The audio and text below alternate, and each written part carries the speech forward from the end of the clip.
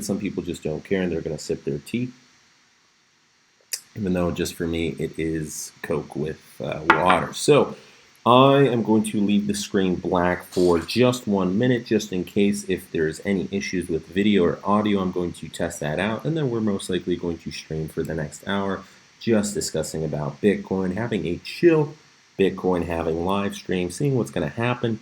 Currently, we're 7 blocks away from everything, and we should be almost good to go. Just give me 1 second here.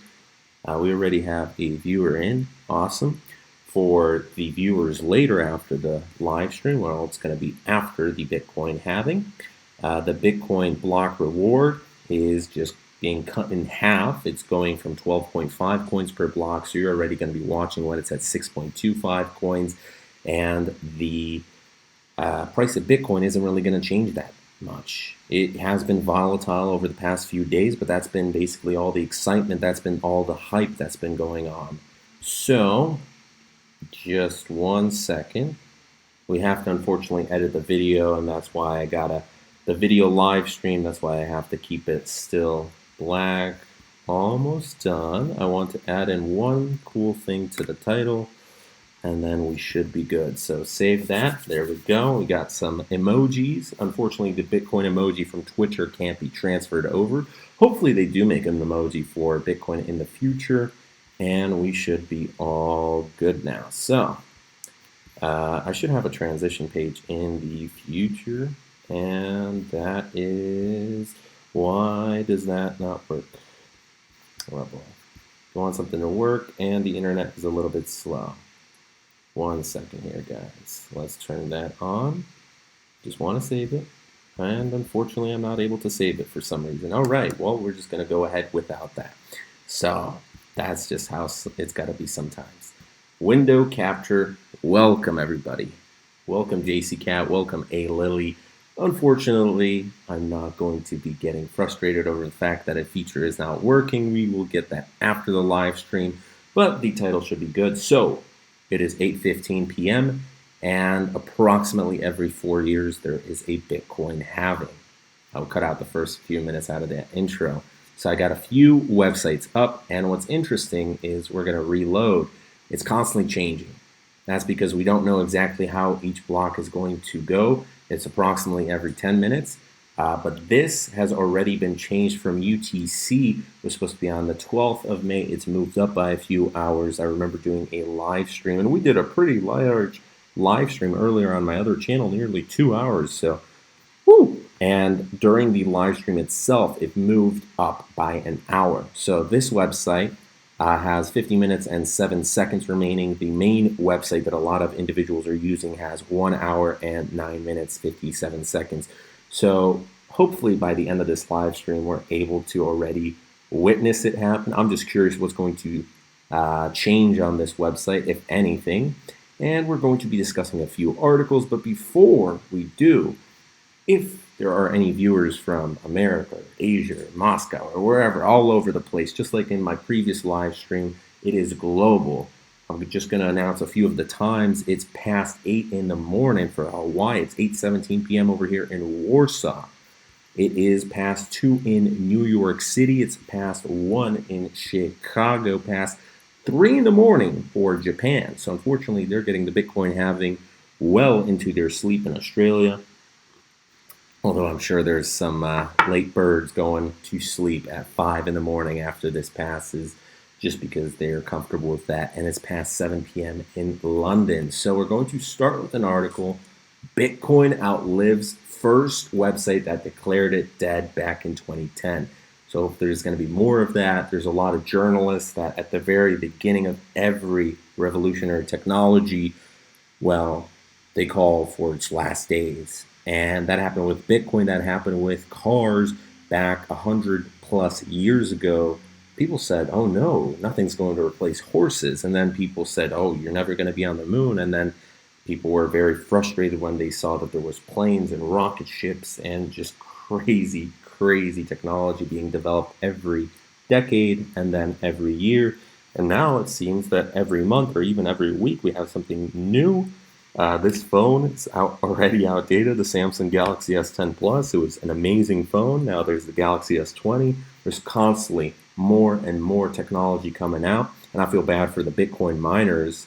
Well, they have to constantly keep their eyes on the lookout for better gear, and I wish all the best to them today. So big shout out. For those who are maybe new to this, what is a block halving event? We're just going to read this paragraph. As part of Bitcoin's coin issuance, miners are rewarded a certain amount of Bitcoins whenever a block is produced. So that's approximately every 10 minutes. That's why there's a small discrepancy in the timing.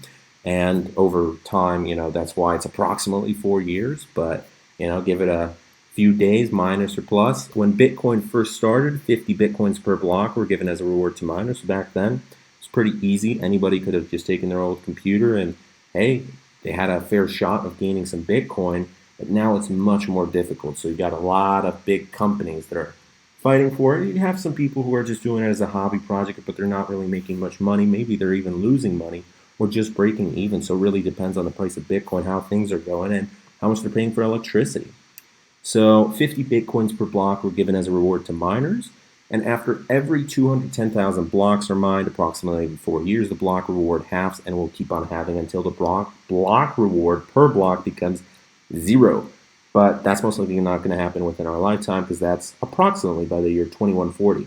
As of now, the block reward is 12.5 coins, and it's the last hour that this is going to be going on for. Pretty soon it's going to be 6.25. So why was this done? Well, I got a meme here. Money printer girl Burr. Most likely you saw this. And that's because we have a very interesting time right now. So we've lived through 2008, 2009. So did Satoshi Nakamoto, whether it was an individual or a group. They decided to make Bitcoin after they had enough. And right now, we're going to see the consequences of what's happening with the Federal Reserve, the Treasury, the U.S. government, most likely by this summer, maybe by next year. It's just being delayed. I can't blame the government because they have a very complex issue. It's a global, worldwide issue that if they do a few things wrong, could seriously collapse everything, not just the economy, but banks, the entire system. There's billions and billions of individuals that would be affected by this. So they're trying to do everything they can to delay.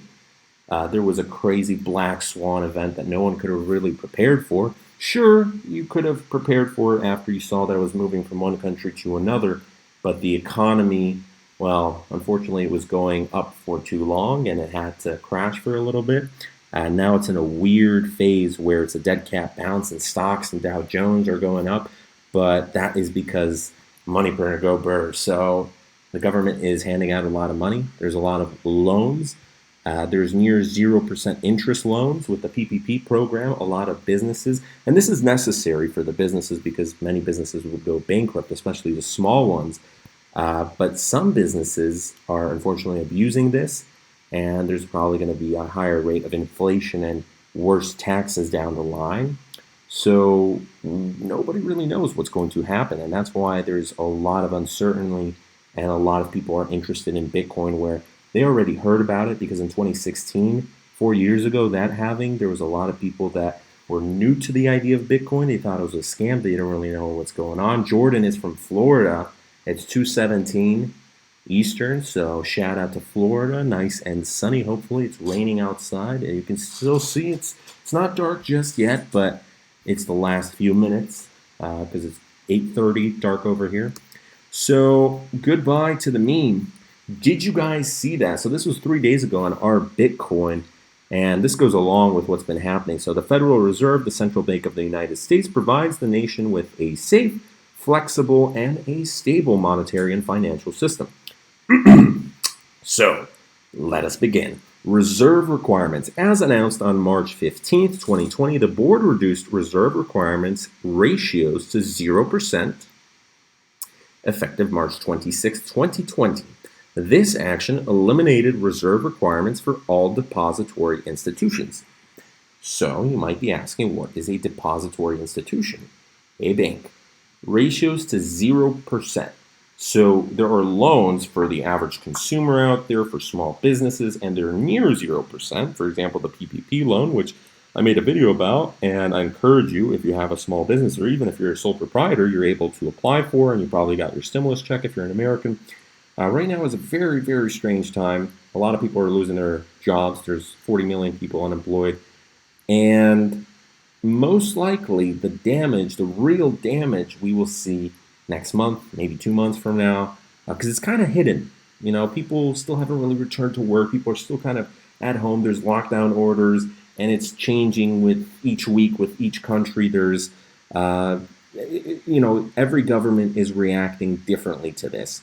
But there's some very shady things going on where the government recently announced that they're going to be buying junk bonds and corporate bonds, and they sort of did that back in 2008, 2009. But what scares a lot of people is it was kind of like a house of cards, over a decade ago, pretty bad crash, and that recession unfortunately affected a lot of homes. Millions and millions of homes were extremely, extremely upset with the following months after 2009, and unfortunately some people didn't make it through.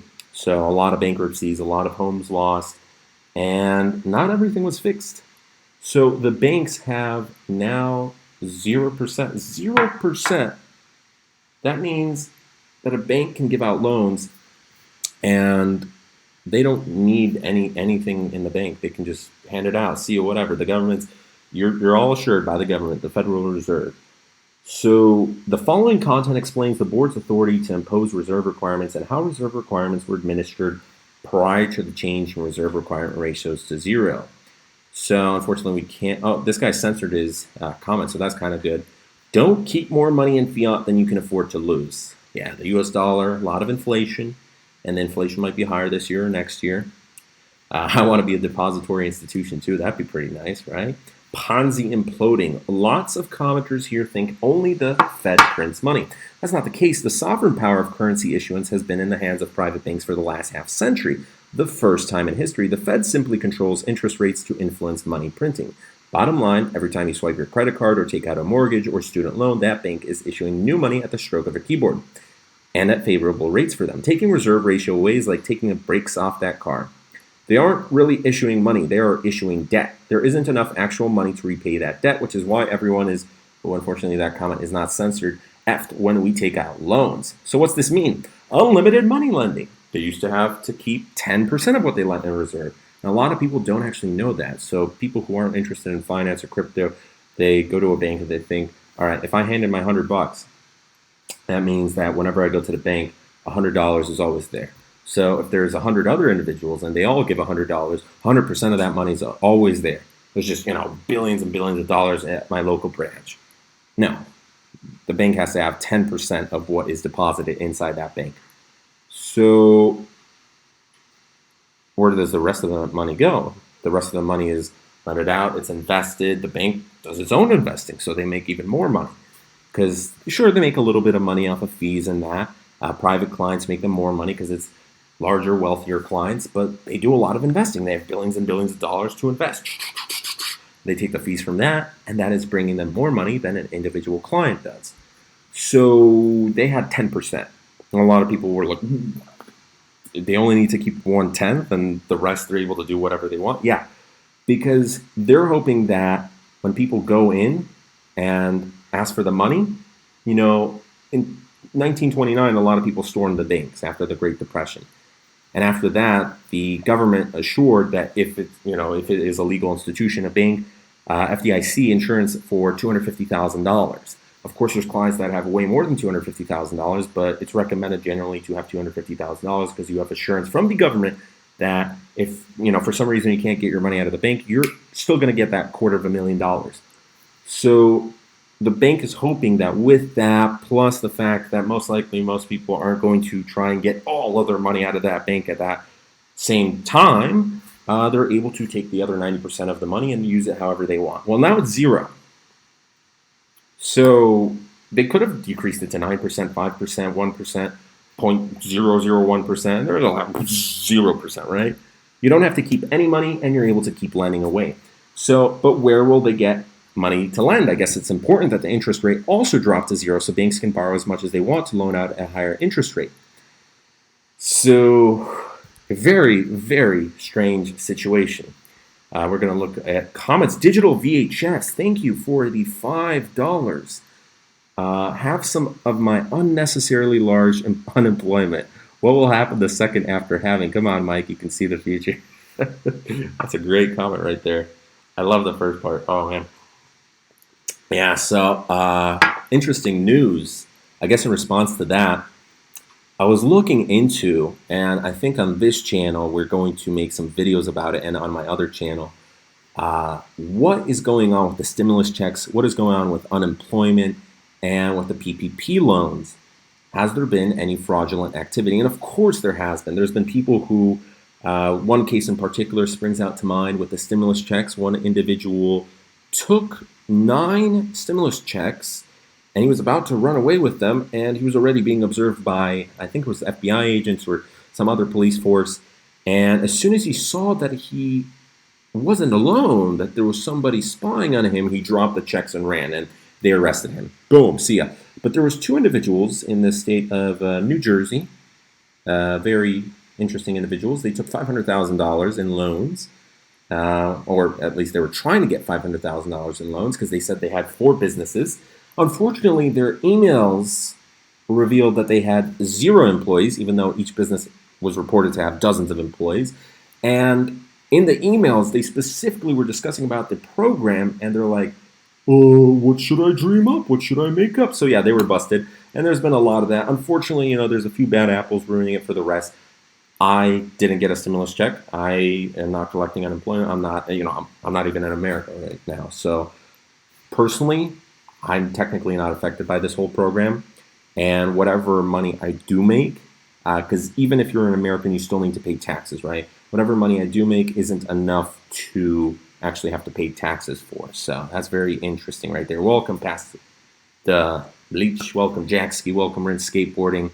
But digital VHS, thank you very much. And what will happen the second after having? The second after having, it's probably going to remain a very similar Bitcoin price as to what it is right now. Because most of the hype has happened. Could go up, could go down.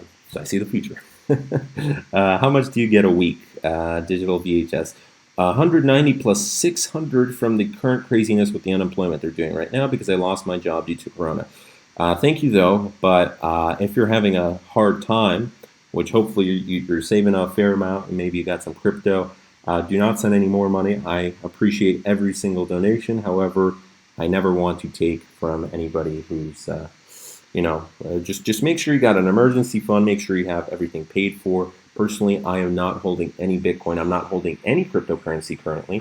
I will have some cryptocurrency at the end of the month from Library, thankfully. It's not going to be a lot. It's going to be less than $50 most likely from both my channels.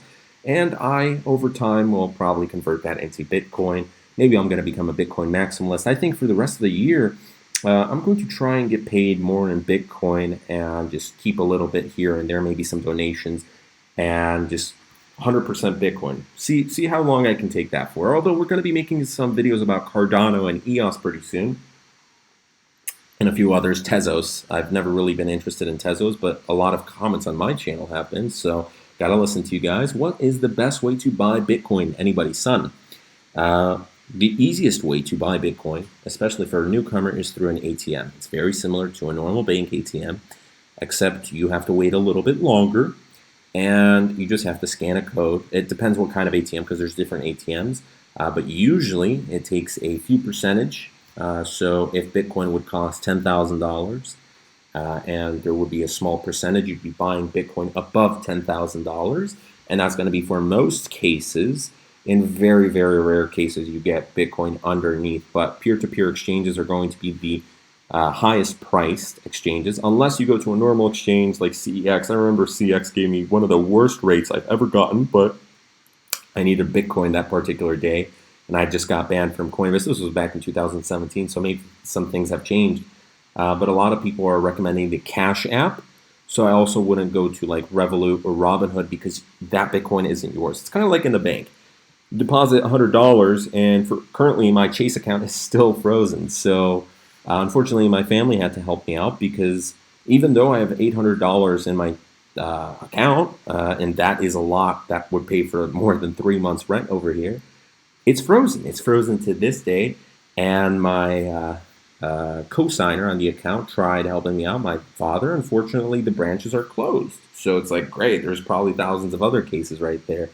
The money that you insert into the bank isn't yours. I can still accept money into the bank. Sure, I can't wire transfer out, can't do anything. So it's kind of like with crypto. Make sure you have a cold storage wallet if it's more than a certain amount. For some people, that's over $1,000. I'd recommend it if it's even a few $100s, because cold storage does cost a little bit. But it is a small investment because you're able to keep that on as long as you get good cold storage, and you're going to have control over your Bitcoin. If you're keeping it on an exchange, I wouldn't recommend that, although it's gotten better because over the past there's been exchanges that have exit scammed, but there's even less of that now. People get reports so quickly through Twitter, through the news, within minutes. There's less and less cases of that going on. And more of the larger exchanges have insurance to try and prevent people from doing to that. One moon today. Unfortunately, I think all of the excitement has happened already before. I could be wrong, but from the past history of the halvings, usually there's a lot of excitement right before, and then it kind of settles down a little bit, and over time it gets more exciting. But I think this is going to be long term. Did you watch the Unmasking Satoshi video? I did not. I can look that up. But there was some news about Satoshi Nakamoto over the past month, 2 news pieces. And every single time I look into it, there's always some new scammer trying to claim that he's Satoshi Nakamoto or she's Satoshi Nakamoto. Digital VHS, about $2,400 a month. It's far more than I made a month working. Oh, so you're actually in a better position. Awesome. Well, save some of that. Save some of that. Use Cash App or Coinbase Friend. Also, Coinstar machines will do it for cash. I saw a video the other day about how cheap groceries are in Poland. They bought a bunch of stuff for like $10. It depends. Yeah. For Americans, it can be cheap. So if you go to Biedronka, which is one of the cheaper stores, maybe I might do a video on it in the future, but there's a bunch of those already where people buy ham, cheese, milk, the usual groceries, and it is much cheaper. So for crypto individuals who are making money through crypto, that's why some of these guys who are Americans end up living in Thailand or in Ukraine or Poland or Latvia or Russia because it's cheaper, right? So if you're making money online, you're saving money, and you're able to spend less on rent on the internet where the internet's faster, make some money. Welcome, Yol. Welcome. Is it the money on the account that is connected? And son, why is it so inexpensive? I live in Poland, so this is like normal rent. The average person makes a lot less than in America, 3 to 4 times less. Is the money on the account that is connected to your account? Hi, is the money on the account that is connected to your card if you have a card from that bank? So both my card is frozen and technically my account is frozen as well. So it's this verification system that they have, and if you're abroad, it sucks. But with Bitcoin, whether I go to Japan tomorrow or I'm in Poland or America, Bitcoin doesn't care.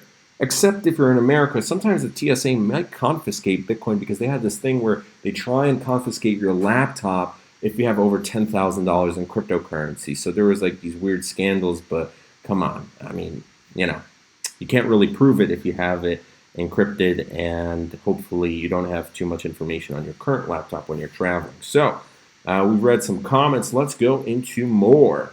Bitcoin daily active addresses. This user has posted a lot on his Twitter account, Neocortex, but we're going to refresh. This was a new website from a Redditor.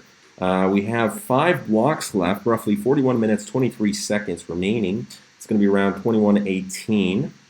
And we have blocks 629,995. There we go. Transaction count 2059. Very exciting stuff. So you're able to go to this website. It's called foobar.style/minihalf. And what's a halving? So it's a pretty simple website. Just got it from Reddit. Wanted to compare. This is a better known website. There is a slight discrepancy in the timing. This one's going to happen a little sooner. I just like the fact that it shows me which block. I wish this first website told me about that. 49 minutes, 55 seconds here. So it's very nice because it tells me the total Bitcoins in circulation, where we have 18,374,938. Total Bitcoins that will ever be produced is 21 million. So that's 87.5% of Bitcoins that have been mined. Total Bitcoins left to mine, 2,625,063. And this one says total Bitcoins left to mine until next block half 63 with the current price of 84.55.95. Let's double check on CoinMarketCap how it's going over there. By the way, Bitcoin Magazine is doing a live stream, and they've been doing it for the past 20 hours or so that's pretty impressive. Over here, 84.76. The total market cap is $232.5 billion, and Bitcoin dominance is at 67.2%. So, very interesting time. It's certainly not the first or the fifth or even the 10th time Bitcoin has hit $10,000. We're currently not at 10,000, but it hit $10,000. It broke past that. It was kind of teeter-tottering around $10,000 for earlier this week. And, well, technically it's Monday now, so it was last week. But very, very stable right now compared to the past 3-4 days where most of that excitement was coming from. As we can see, a giant drop. But that was just people who were selling Bitcoin because they maybe broke even or they wanted to buy back in at a cheaper price, get a little bit of profit. We've had some people like that. Out of curiosity, I went to bitcoin.org and I wanted to check out how much donations they got. So they had 1,274 transactions with a total of 37.17 BTC. Currently, I checked, that was over $300,000. Let's see.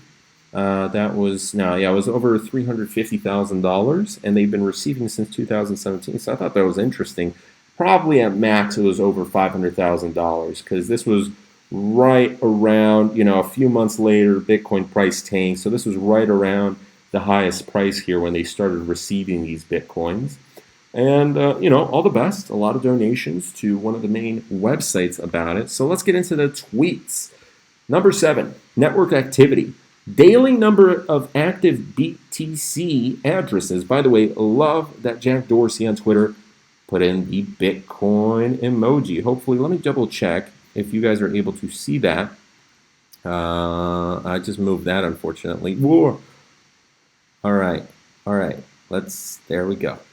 Chat box. Let's move the chat box. There we go. So you're able to see what I'm actually talking about with Twitter. How much do you pay for rent? $215, but I split that with my girlfriend. So this isn't an amazing apartment, but it is larger than other apartments. Certainly, there's a balcony. There's a pretty good bathroom. It is technically a studio because there's no rooms, no separate rooms. So in total, it'll be 400 something, but that is already including the utilities other than internet, which internet is unfortunately too high because it's $20 or something like that. And yeah, maybe it's even lower, but I know that sounds way cheaper than Comcast or Verizon or whatever else you guys have, Warner Bros. But I'm only getting like 70 megabits. And I'm paying for 600. So it's just this company. There's been better. I had a gig before. Opinions on Ripple, Tezos, Monero, and Zcash. I will make a video on Tezos in the future. Joe S says Tezos went down a bit. I was leading the rally with Bitcoin earlier last month. Monero, I have been a fan of, and Zcash, I've been a fan of for its privacy aspects. And Ripple, despite its scandals, was one of the first cryptocurrencies that I made a few $1,000s off of, doing swing trading, which I had zero idea of. Everything was just going up, and I thought, well, why not Ripple? Because in my eyes, it was the cheapest top crypto, and I was like, oh, well, if it's cheap, it only needs to go to like $3 till I, become super rich. So that's when I bought Ripple, and I decided, oh, well, okay, we made some money, and I just sold it, and it still kept going. I was like, all right, let's buy some more. Sold it, still kept going, so I bought some more. It probably, had some nice, I have no idea in what time frame that was, whether it was a few days, whether it was a few weeks, but I ended up making a few $1,000s, so that was pretty nice. However, Ripple has had some scandals over the past year. They've even sued YouTube last month, but they had the right to do that. There was some XRP giveaways, and right now, out of curiosity, let's see, are there any live stream giveaways? This is a subscriber I actually met from my other channel in Warsaw. He has 628 people watching him. He's approaching 9,000 subscribers. It's not cryptocurrency content. It's rather controversial content that I'm not comfortable discussing on this channel about. But all the power to him. He rebranded his channel. I'm not really too familiar with the subject, and I kind of don't care for that. It's kind of conspiracy stuff.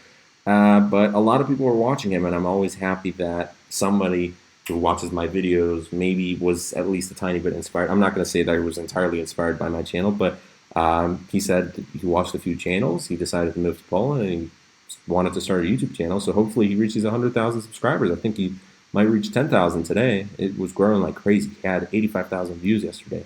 Like, wow. Yeah, and he went within the past month from having 1,000 views daily to like 85,000. That is crazy. For perspectives, this channel has had 7,000 plus views over the past 30 days. It used to be a lot more. We're slowly growing again. We're uploading daily, and that's what's important. So just out of curiosity, I want to check if there are any weird giveaway streams. We see Sunny Decree, we see Cointelegraph, Tony Vase. That's great. Steve Wozniak Foundation. Here we have one of these weird live streams that's unfortunately botted. Crypto Zombies doing his. Hey, we even have me. I'm there. So unfortunately, before me, we have these bot-in stream, and out of curiosity, we're going to do Bitcoin live stream. Oh, if I'm able to, let me unfortunately turn that off for 1 minute. I'm going to update, if I'm able to, the thumbnail, so maybe we might get some more viewers in here, because I made a pretty nice thumbnail. We're trying to improve our thumbnails. I have to give a shout out to Chico Crypto here, because his thumbnails are probably the best out of all the cryptocurrency YouTube channels I've seen thus far. So congratulations, Chico Crypto. You're absolutely killing it, because you're also hitting 112 to 113,000 subscribers. I remember when he had 40,000 subscribers, and he's got a pretty good setup right there. So all the power to that. And if you guys are ever interested in starting a YouTube channel, right now is a pretty good time to do it. So give me 1 second here, and I'll just update you with where we are with the Bitcoin block reward halving. Currently, it says on bitcoinblockhalf.com we have 39 minutes 57 seconds. On the next website, we have 4 blocks left, 33 minutes 48 seconds. So it's moved up a little bit. Great. And we are live streaming until the end of this, just out of curiosity. I want to see what happens with everything. Alrighty, so let's update my beautiful cryptocurrency thumbnail. If you guys have a nice question that you'd like to ask, feel free to do that, as long as it's nice and respectful. Thumbnail has been updated, and we should be good to go. So it seems like it's updated. Unfortunately, somehow my internet isn't working the best when I'm streaming, so whenever I try and do anything on my channel at the same time, it kind of delays, glitches out a little bit, but it's saved and it's beautiful. So I'm happy about that. Let's turn the screen back on, and boom. So Twitter, we saw that there was unfortunately a channel up that still wasn't banned, but that's okay. Most of the live streams are looking good. Most of the live streams are from reputable guys, and shout out to Sunny Decree and Tony Vase and all those other guys. So network activity. Daily number of active Bitcoin addresses and entities has been steadily increasing since the past 3 years, approaching the all-time highs of the bull market in 2017. Both numbers have increased by over 55% since the last halving 4 years ago. So we have on the bottom Bitcoin daily active entities going from 2011 to 2020. In 2017, looks like it was a little bit more. On the top, it looks like we're almost at the same amount where we were in 2017. Bitcoin daily active addresses were slightly over, so that's pretty good. And going down here, volume. Daily Bitcoin on-chain volume has been constantly high since 2017, indicating sustained network usage. Lack of larger increases is, in his opinion, an indication of increased HODL behavior and the SOV narrative. So Bitcoin daily on-chain volume, it was higher in 2018, which was pretty good. And the Bitcoin daily transaction count going from 2011 to 2020. 2019 was more, but you also have to keep in mind that 2020 has just begun, right? So it's going to be huge. It is going to be huge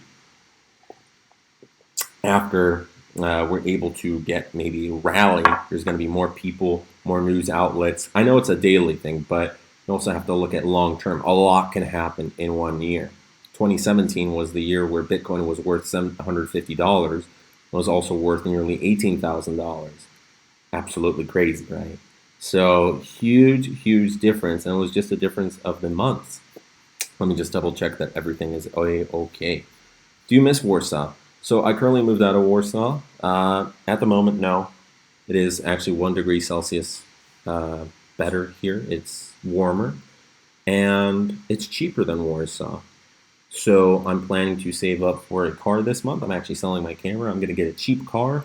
And I was thinking, should I get a better car? I miss my Volvo. Volvo S80, total recommend right there. Unfortunately, I'm thinking of getting a cheap old Ford Mondeo for less than $1,000 because, fortunately, I want to save up for a better camera. I want to save up for better gear. So that's an investment into the channel. And later on, Lambos, baby. So I'm absolutely a car guy. Unfortunately, when I had the money, when I had over 6 figures, and I could have bought myself an Audi or BMW, Porsche, anything I wanted, I thought, let's keep it all in crypto, which is not, I gotta stop saying unfortunately, which is not something you should do. You should not be all 100% in crypto, coming from somebody who was. And that was very risky. We made a lot of money, but we also lost the money that way. So now I'm always repeating, listen, if you're going to invest in Bitcoin, if you're going to invest in cryptocurrency, do only a percentage of your income. Do only a percentage of your portfolio.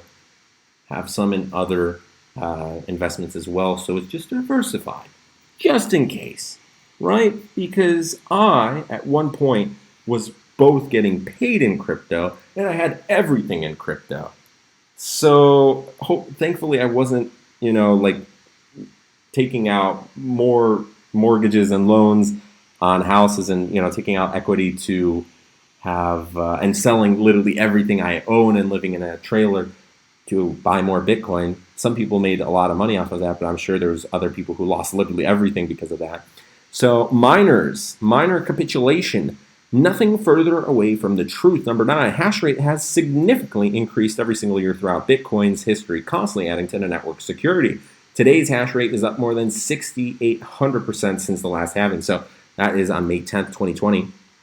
And we can see that was consistently rising. Number 10, blocks. Bitcoin simply works. Kind of glitched out there. Like clockwork. It's astonishing to see how the system's mechanisms continue to function as intended. Over the years, the blocks have been produced on average with a staggering constant frequency, just as designed in 11 and 12. Yes, Bitcoin remains a volatile asset and short-term price action is still subject to large drops, but zooming out, Bitcoin's fundamentals keep on painting a strong and unambiguously bullish picture. We're going to retweet that, actually. All data presented here is obtained through Glassnode's API and can be found on Glassnode's website. So we started with network activity because I found that one interesting, but we're going to look into whales. So both the number of Bitcoin addresses and entities holding 1,000 or less BTC are well on their way. Wait, oh my goodness, this has been a while since math. I'm going to seem so unprofessional right here. If the alligator lips are facing this way, does that mean that it's more than Bitcoin? No, I think it's less than Bitcoin because if it's this is greater. So I think it's less than or equal to 1,000 BTC are well on their way to reach new all-time highs in 2020. Even though the increase since the last halving is not significant, it's important to note that the USD value they hold is more than 10 times higher. Oh my God, guys, let me know. Which ways should the alligator face? Is it greater than or less than? That is embarrassing right there. But hey, you just got to address it. So addresses holding 1,000 BTC. 2019, there was a little bit more. In 2020, entities. So in 2020, we have more entities. So what's going on in this image is, yeah, there's still noobs getting wrecked by big BTC whales. But essentially what's going on is the whales are also gaining more Bitcoin. And you've had a lot of massive transactions over the past week. where there was millions and millions of dollars being moved from Bitcoin to Tether, and from Tether to Bitcoin, and from Bitcoin to Ethereum, and Ethereum to Bitcoin, and like all over the place, right? So most of the top addresses and the top cryptocurrencies are continuing to stay there, and they're gaining. And there's a few large addresses that belong to exchanges, which are the entities, but there's some anonymous addresses. Who knows? It might be some multi-billionaires. It might be the Walton family, the Rothschilds. You never know. You never know who's holding them. So pretty big addresses holding Bitcoin.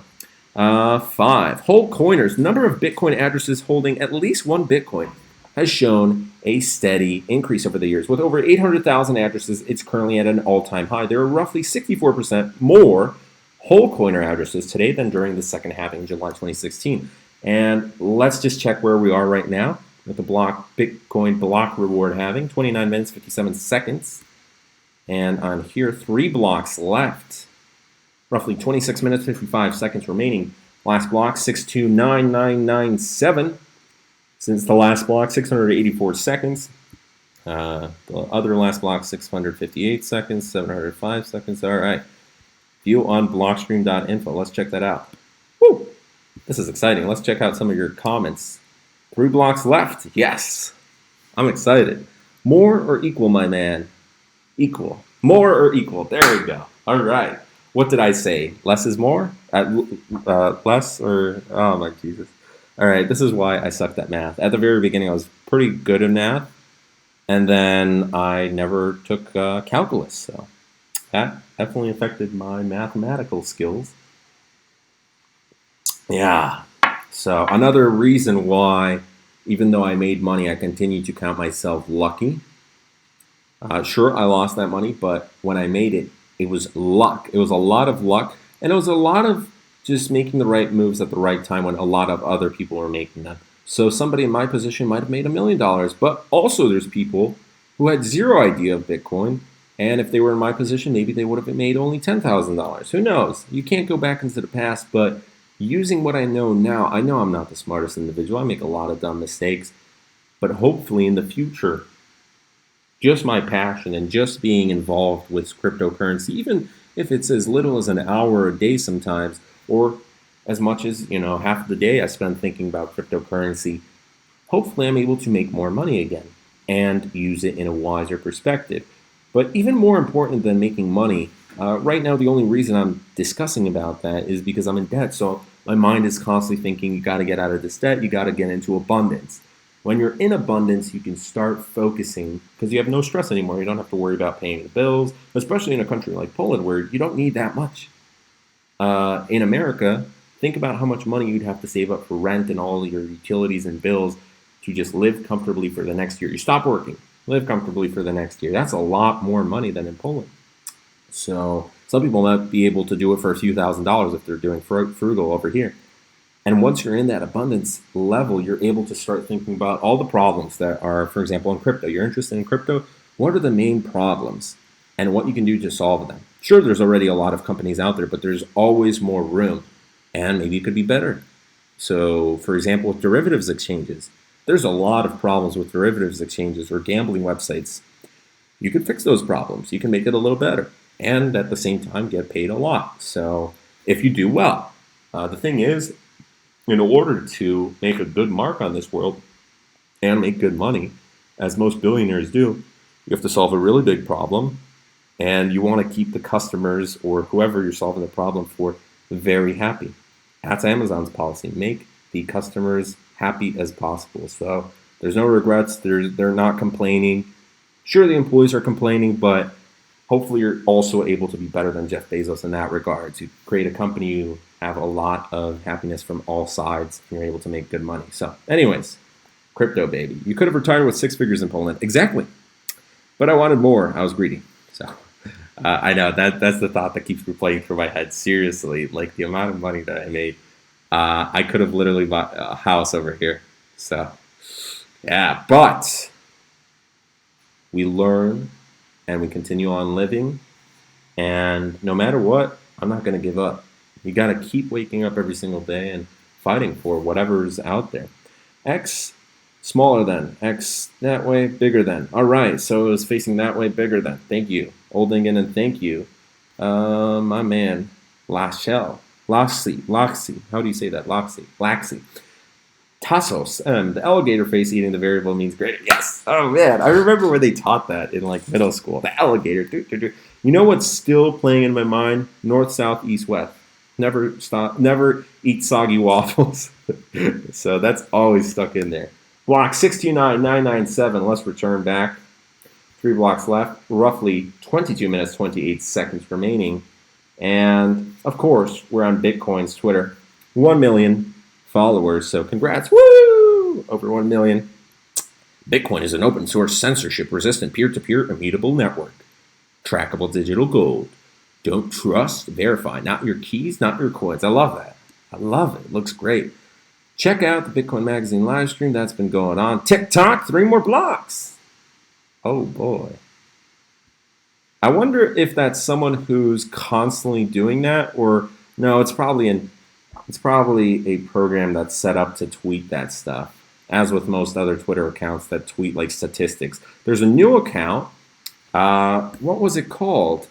Bitcoin stimulus check, something like that. It had 7,000 followers, where if you invested your $1,200 from the stimulus check, there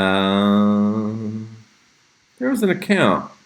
I don't know, maybe some of you guys saw that. I forgot what was Bitcoin stimulus check price update. It was pretty cool. So it showed that the last one was like $1,700. If you invested your, thank you, Bitcoin stimulus. I think that's it.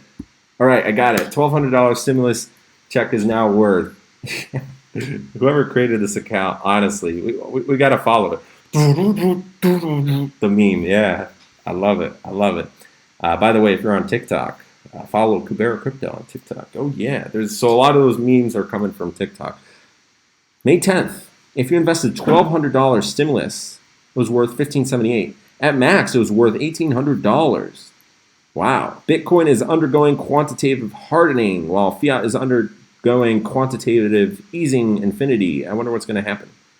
Oh, boy. I'm going to retweet that just so somebody else can see that. So, number 1, Bitcoin clock. I like this one, the way it's designed, because it's so close to 630,000, and it gives a nice example to everybody from 472,500. Unfortunately, the rest of the website is kind of meh, so I wasn't really going into it. Binance has their own website as well. Let's see this one. Bitcoin halving countdown. Why does it say 2 hours? Current block height. Blocks until halving. Yeah, so Binance's countdown is, I guess it's wrong. Binance, I don't know, fix that. It was good. It was, unless something happened, or unless it went backwards. Maybe I'm not familiar. I don't know. So I guess we're not going to be looking at that. The only 2 websites that we're going to look at, maybe the Twitter account. Let's go to our Bitcoin. There we go. Bitcoin happening. By the way, let's move the chat box back over there so you're able to see that. Looking good, man. Hope all is well. Yes, all is well. We have 2 more videos coming out after this. This is going to be released into a video, or most likely going to be streaming for another 20-25 minutes. Yeah, Joe, Takashi is out. He beat a record, so he had the most amount of views. He had over 2 million views on Instagram. Listen, I'm not too much into that side of the rap game, but all the power to him. Hopefully he's able to make a lot of money. He's 24 years old, so he's making good money. It's pronounced German, like Laxi. Laxi. Hey, if you're in German, you're pretty close to me, because I'm in Wrocław, Breslau, so right next door. How come you're not rich with your knowledge? Listen, I'm not smart, man. I was just lucky with crypto, and you don't have to be smart to become rich, so that's the thing that keeps me going. Henry Ford wasn't rich. Greg Door. that was a genius one. Yeah, if I had like 1,000 viewers in there, someone would have turned that into a meme. Henry Ford wasn't rich. Henry Ford wasn't that smart. Supposedly his IQ was below 100 or whatever, but he became insanely rich because he was born at a good time. And most of us are born at a good time right now. We're able to make money from our phones, from our laptop. He was born at a good time because for him, he saw that there was a huge problem, the assembly line. that needed to be invented. So he technically invented it. And technically, because you can read up on why, but and he had a few scandals during World War II, which side he supported and whatnot. But still, Henry Ford is being taught about in our history books. We see a lot of Ford cars still to this day, and we're going to continue to see that. We have electronic vehicles now, but there's a lot of people who are rich who aren't smart. They either got lucky, they maybe got it from their family, but the thing is, seriously, you just got to help out a lot of people. It depends how many people you have to help out based on how much you're selling a product or service for. So, for example, Walmart is focusing on cheaper stuff, cheaper goods. So the Walton family made hundreds of billions of dollars over the years, over the decades, because they were able to sell a lot of stuff to a lot of people for cheap prices. Apple, a lot of money, but not everybody can afford that MacBook. Also, the guys behind Louis Vuitton, not the original founder, but currently the CEO of LVMH, Louis Vuitton, Moet Hennessy, so they have a lot of other designer brands, and also the guys behind Hermes, also other brands, so they got a lot of subsidiaries, hundreds of billions of dollars flowing in. It all depends on how many customers you have to reach and how big your product is. All in on XMR with this next stimulus check. Listen, if you believe in a project, go full in. His new music video has over 100 million views. Crazy. The numbers that we're seeing, seriously, if someone's interested in marketing, like 2020 is a great year to go on TikTok or create a YouTube channel or whatever you decide. Maybe go on a crypto platform. We're still waiting on Library. So unfortunately, I don't know where we are with that. I guess we have to wait a few more days, and then we're going to be able to post on Library. And then as soon as they allow me, that's when I want to go full out with BitChute, and I want to also try out Hive's Free Speak. Do you recommend any blockchain crypto newsletters? So obviously everybody goes to Cointelegraph and CoinDesk. I used to recommend CCN.com. Unfortunately, CCN.com kind of branched out, and now they're talking about like gaming news and like everything, and that kind of sucks. Maybe they weren't getting as much money during 2018, 2019. Maybe that's why. But personally, I know this sounds silly. We're on the subreddit of our Bitcoin. Some people might want to go to bitcointalk.org, and it's a classic because you have a lot of discussions here. So apart from the regular websites that you see, one of my favorite YouTube channels is actually Anthony Pompliano. So I just recently went onto his YouTube channel, and this is something I recommend for a lot of people because you most likely don't have hours and hours that you're able to invest into this. So if you have 1 hour every single day, what I recommend is at least 1 or 2 YouTube videos. Because by the time you read an article, someone might have read that article for you faster, and you can always speed up the video on YouTube. And if you're driving a car, you don't have to look at my face. Let's say I'm reading the article. You can just play it in your car while you're driving to work. There's your 20 minutes right there, right? Or maybe you're driving to the gym or whatever. You're listening at the gym, you're running. So that's what a lot of people do. And my friends and I don't really read books anymore, but my friend reads a lot of books still. He always reads it 1.25 times or 1.5 times fast. He gets a lot of knowledge when he's maybe cooking, when he's running to the gym, when he's driving, when he's doing all these things that usually you're just playing music. And, I love music, but videos give you information quicker. Podcasts give you information a lot quicker. So try and make use of both this and this. And I also check the subreddits because it's all about how quickly you can get information. So I look at YouTube channels that I like. I like Alcoin Daily, but my recommendation for right now, just because of the quick format, Anthony Pompliano has a 20-minute video. He has other videos as well, but you can just subscribe for his playlist on Lunch Money Check. I think that's what it was called. It was either Lunch Money or Lunch Money Check.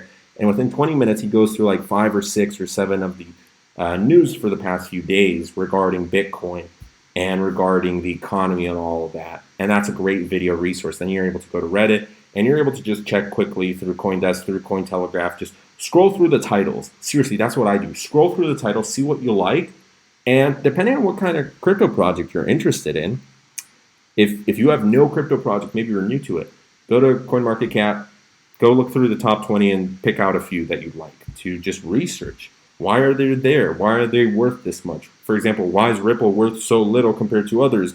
What is going on with Tezos? What is USD Tether? Why were there scandals with USD Tether? And as you're doing research, you realize, okay, I like this. It's interesting. And then you can just subscribe to their subreddit so you have more detailed news. And then from their subreddit, most likely there's going to be other subreddits where, it's even more detailed depending on what you're talking about. So for example, Bitcoin has a lot of subreddits, right? Because there's cryptocurrency mining, and there's also subreddits about staking. There's also subreddits about investing. There's also subreddits about derivatives. And there's the main subreddit for Bitcoin, right? So there's a lot of subreddits out there. Subreddits give you information very quickly. And a lot of people also do this. They sign up for Discord groups. They get alerts in Discord groups and Telegram groups. I used to do that, but then I got way too many notifications, like thousands and thousands and thousands of notifications. So I kind of stopped looking into that. But it really depends on what you're looking for, what medium is best. I seriously love YouTube. So I always check out YouTube channels. Crypto Daily, love them, awesome. So there's a lot of that going on. But it also depends. Blockchain crypto newsletters, you're able to look up what I recently have done within the past 24 hours, look through all the news. I know this is kind of interesting, but CNBC has fallen into my favor as of recently. I don't know why. They changed their style. I really enjoy it, and they've been posting a lot of cryptocurrency content. So I know CNBC is in general about like the news and everything, the economy, the pandemics and all that. I just like their style. So there's various things you have to look out for. But welcome to Our Cryptocurrency. Our Wall Street Bets is getting overwhelmed with crypto discussion. Mods had to intervene and shut down talk about fake currency. What are your moves tomorrow, May 11th? Ooh, looks like there's some drama going on. So over here we have 22 minutes. Let's reload it. See where we're at with the Bitcoin block halving. And got to get that DDoS protection. Never know, because somebody's refreshing this website constantly. So it's loading a little bit more than 5 seconds. Maybe that's my internet, but let's refresh this website as well. 3 blocks left. 10 minutes, 43 seconds remaining. Last block, 629997. I guess let's reload that. That's kind of done. So while we're waiting for that, whole coiners we already discussed. There are roughly 65% more whole coiner addresses today than during second halving in July 2016. Number 4, retail addresses. Number of Bitcoin addresses holding at least 0.01 BTC and 0.1 BTC are hitting new all-time highs in 2020, almost on a daily basis. These addresses have increased by over 204% and 142% since the last halving, respectively. So that's pretty good news. I'm looking at it. All-time highs for both retail addresses. Growth rate. Not only is the network increasing, but so is the pace at which it grows. The current growth rate, daily number of addresses added to the Bitcoin network, is over 68% higher than compared to the last halving 4 years ago. So let's click that. Number of new Bitcoin addresses per day, 2017. We also had a good one there. That's almost at 400,000 addresses per day. Now, keep in mind that that's not 400,000 total people, because I probably went through like 40 Bitcoin addresses throughout my life. I like the Exodus wallet as of recently. Or I probably made a video on it before, maybe. I can't even remember, but I've been using it for a while, but I started using it again. I do get paid. Last time I got paid in Bitcoin, but the reason I say I don't have any Bitcoin, I still got paid twice in Bitcoin this year, over $1,200. That was through a friend that we're working on his channel together for, and he's an old crypto buddy, so I'm thankful for the opportunity to work with him.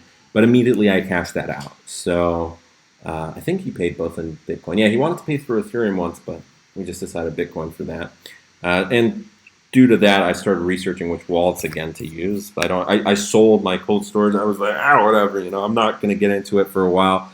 Seriously, I thought I'd quit crypto, although there was a thought always in the back of my head. I didn't want to quit. I was just going through a rough time because on top of the crash, there were so many other things that happened. I went into debt and just this crazy stuff. I think their website is down.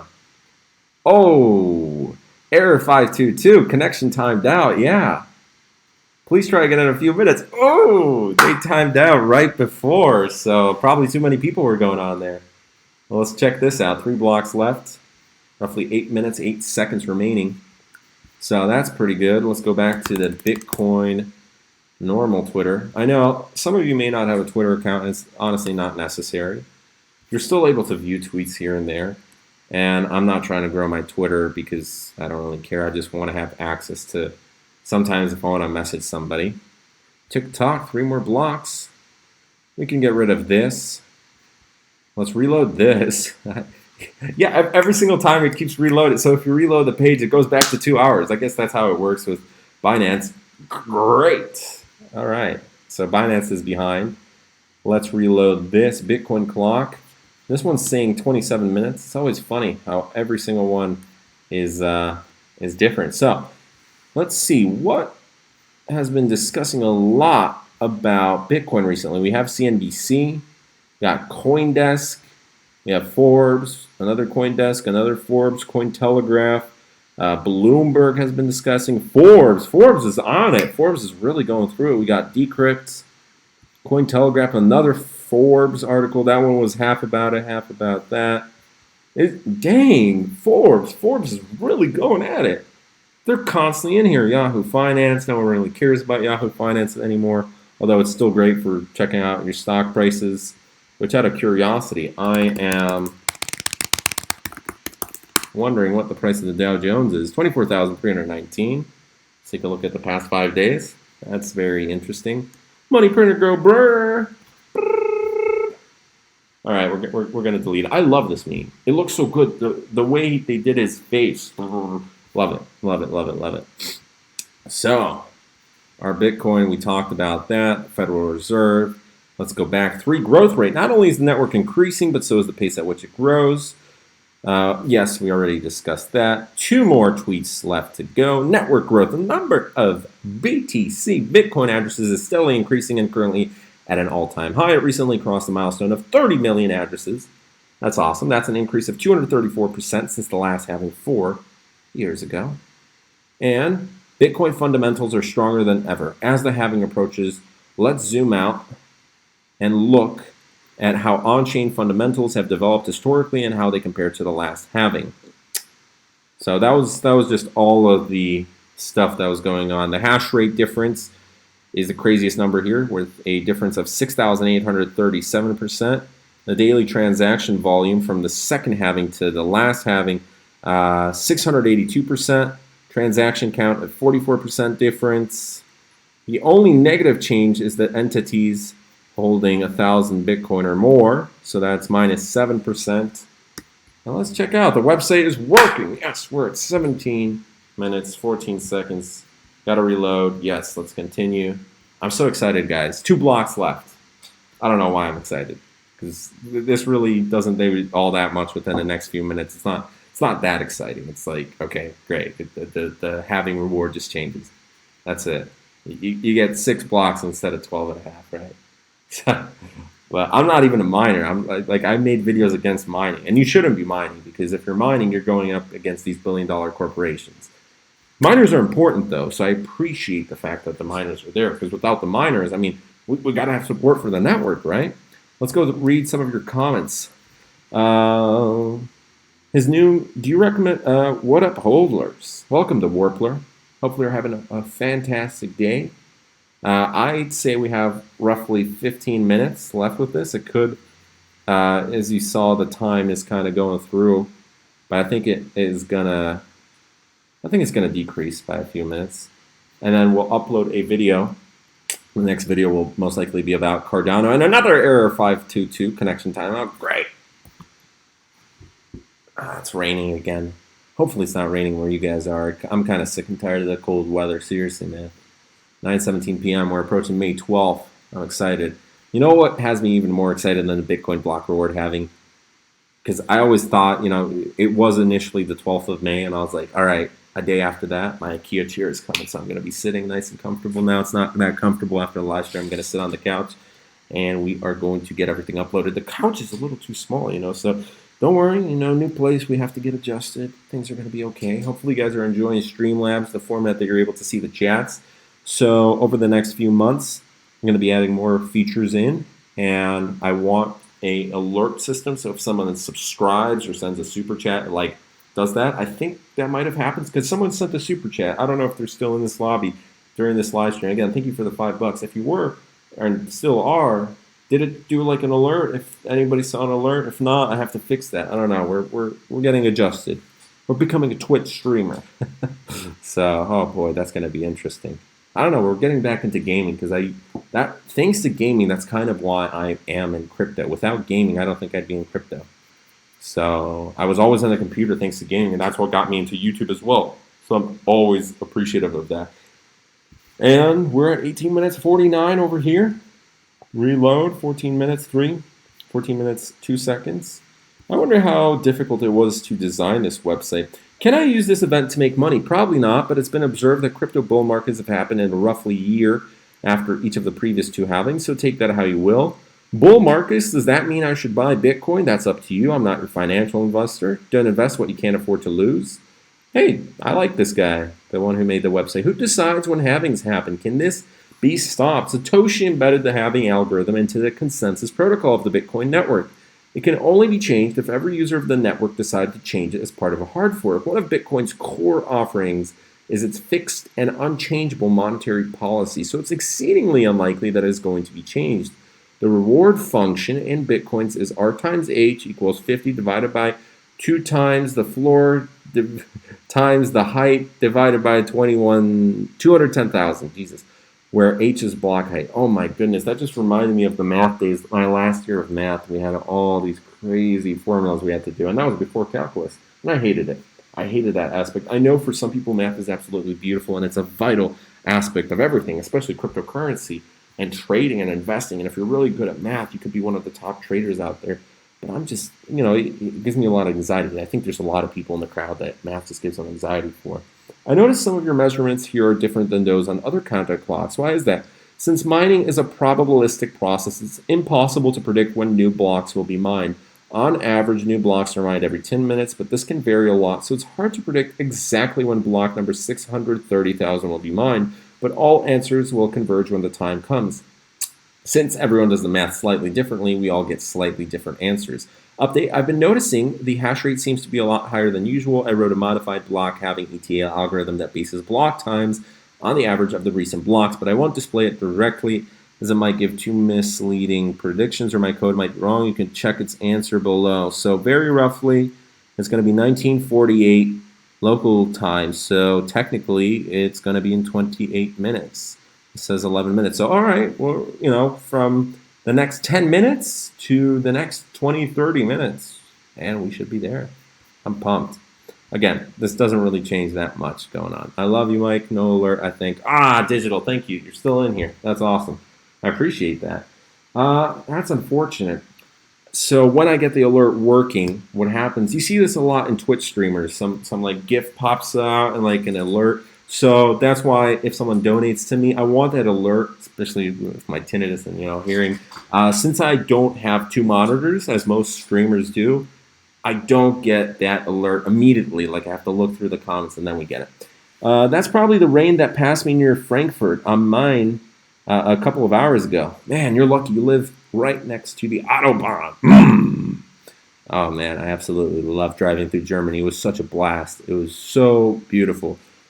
200 plus the whole time, and I remember only in Germany can you see a Saar Leon Cupra. So later I found out what it was. I was like, dang, that's a Saar, which back when I was a little kid, I always thought it was like a seat, right, like a chair. That was going like 300, and you had to move to the right. So there's a lot of guys that go much faster than 300. You get people that go like 400 sometimes, maybe even 500 in the future. So. Bear or bullish sentiment? Long term? Bullish sentiment.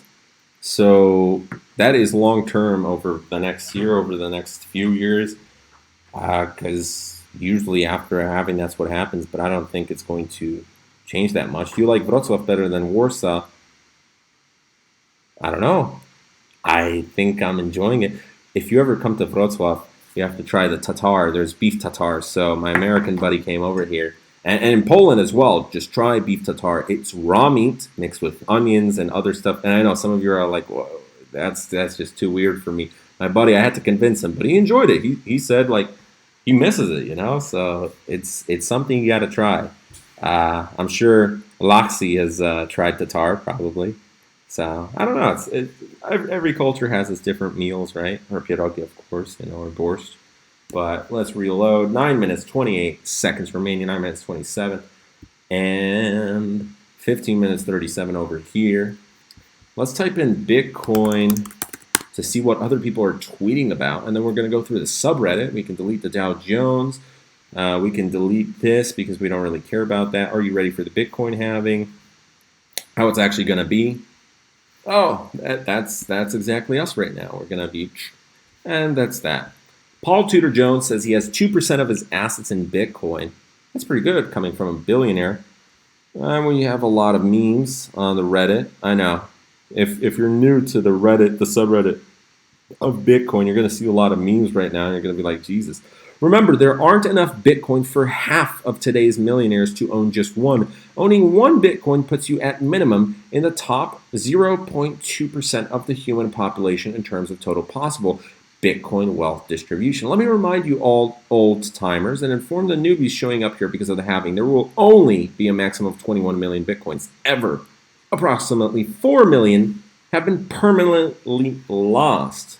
I thought it was 3 million, but that actually sounds a lot more. So we're going to find out. Fortune.com, we're going to look into that, bringing the maximum circulating total to 17 million. This total number won't be reached. Where is it? This total number. Sorry, this post has been removed by the moderators of our Bitcoin. I wonder why. That was probably just getting hype up too much. Guidelines: do not use URL shortening services, news articles that do not contain the word Bitcoin. No, that's it. No referral links. No compilations of free Bitcoin sites. I don't know. Begging, asking for Bitcoins. Duplicate. That's why. It was a duplicate. So that's why it was removed. So let's go back to the initial. I was like wondering, why did they remove that? Oh, this was from 11 days. Approximately 4 million Bitcoin have been permanently lost, bringing the maximum circulating total to 17 million. This total number won't be reached until 2140 due to Bitcoin's issuance schedule. This is quantitative hardening. The total number of millionaires in USD value worldwide is around 33 million. This is interesting. As USD, as with inflation every single year, the USD value of millionaires will change over time, how many millionaires there are, but purchasing power will be different. And that is all dependent on whether USD will even be considered the top currency where everything's kind of pegged to that. I think with China, gaining more and more people and there's more and more billionaires, pretty soon we might have a world where everybody's looking up to China or maybe India, who knows, in the next 50 years, right? So maybe there's going to be a completely different system where we look at Bitcoin and millionaires and billionaires differently. The factual math is simple. There is not enough Bitcoin in the world for even half of today's millionaires to own just one single Bitcoin, much less all the future millionaires that will be born as the human population approaches 10 billion. That's right, we're approaching 8 billion next year, or 2 years from now, so that's pretty exciting. Bitcoin is scarce. Furthermore, if you're able to acquire even one Bitcoin today, enjoy the feeling you're an early adopter and one of a very select number of humans. Owning just one BTC means that you are, at minimum, in the top 0.2% of the human population in terms of total possible Bitcoin wealth distribution. I used to own more than one Bitcoin. And surprisingly, that wasn't in 2017. There might have been a point where I actually did have that, but I mainly held it in Bitcoin and Ethereum and Ripple, and it was just diversified all over the place. I usually had like 0.5 BTC or something like that. Or maybe when I got paid by a company, I got like 0.5 BTC and it was just temporarily close to 1 BTC. But when was the last time I for sure had 1 BTC? Probably 2014. Oh yeah, we had a lot of Bitcoin back then. So, unfortunately, we sold it for $2,400. I used to have a Twitter account, and we pumped all these crazy Cryptsy pumps back in the day. Unfortunately, Cryptsy doesn't even exist since 2016. So that was a fun one. For all of you who aren't familiar with Cryptsy, the exchange owner, there's been lots of exchanges that unfortunately exit scammed and they took a lot of money. So, boom, block 630,000 mined. Has it happened? There we go. Roughly 34,999 hours, 55 minutes, 52 seconds remaining. And this one gets a special, it's got that like Minecraft feel to it. My little cousin has Minecraft on a Nintendo DS. Thank you for alerting that. That was at 1923-43. So wow, happened a little earlier than we expected. Happy Bitcoin, happy. Hey, there you go. There we go. Lambo's on the moon, man. I was curious to see what would happen with this. Just for that, it was worth it, guys. Oh, that's dope. Happy Bitcoin halving. I like it.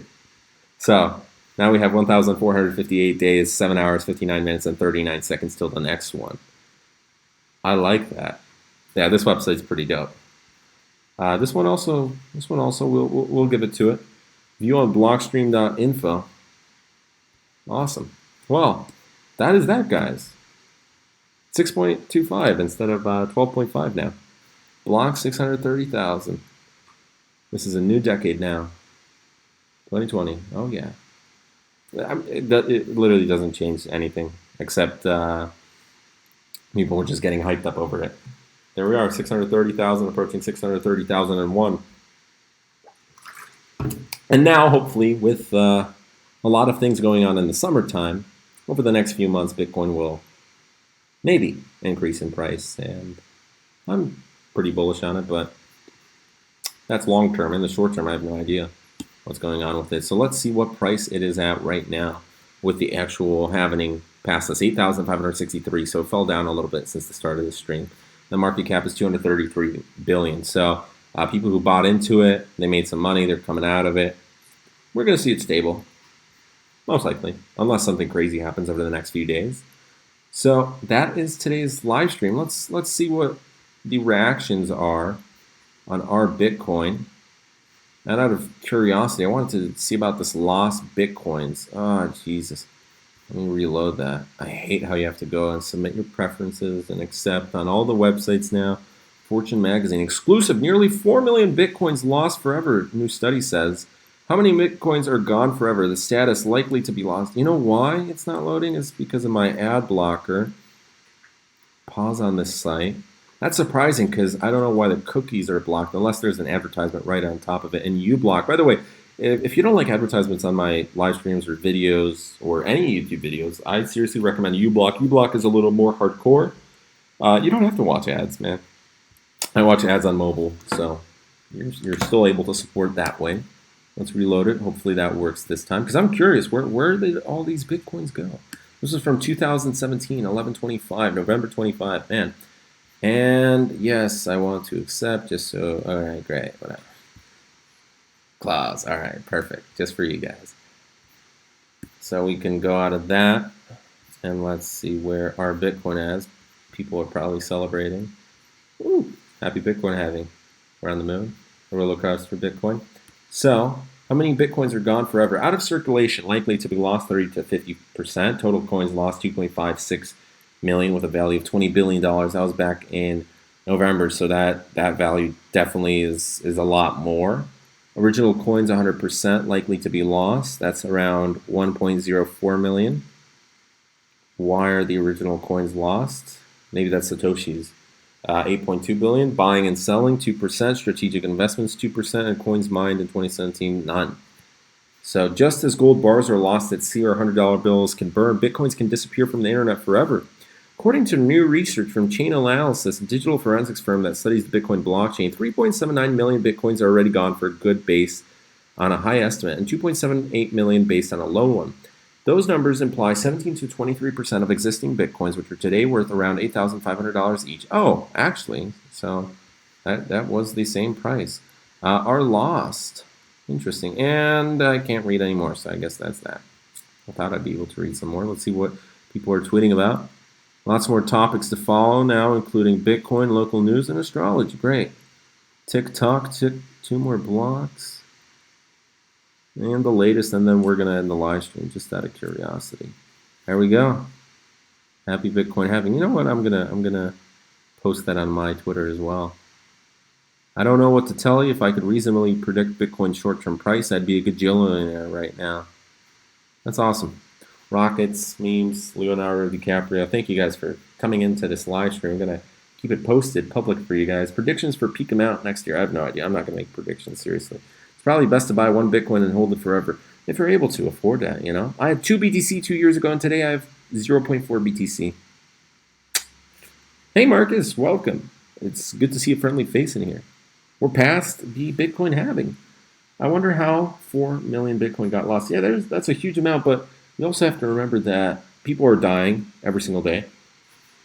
And what happens if you die and you have a lot amount and you decide screw it, and I'm not going to tell anybody the passwords or anything like, or I'm not even going to tell them where my cold storage is, or maybe someone throws it away accidentally. There's been reports of that. Some of the reports are probably fake, but some are real, or people have thrown away disk drives and cold storage vaults. And see ya.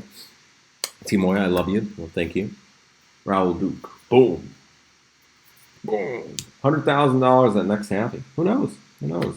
It's. I think one thing is for certain though. It's going to be more stable as time goes on. There's going to be more people that hear about it, and there's going to be more institutions on board. So that's a good one. Happy Bitcoin halving. Thank you guys. It's done. Half is done already. That's right. So that's that. We're going to end the live stream on a happy note.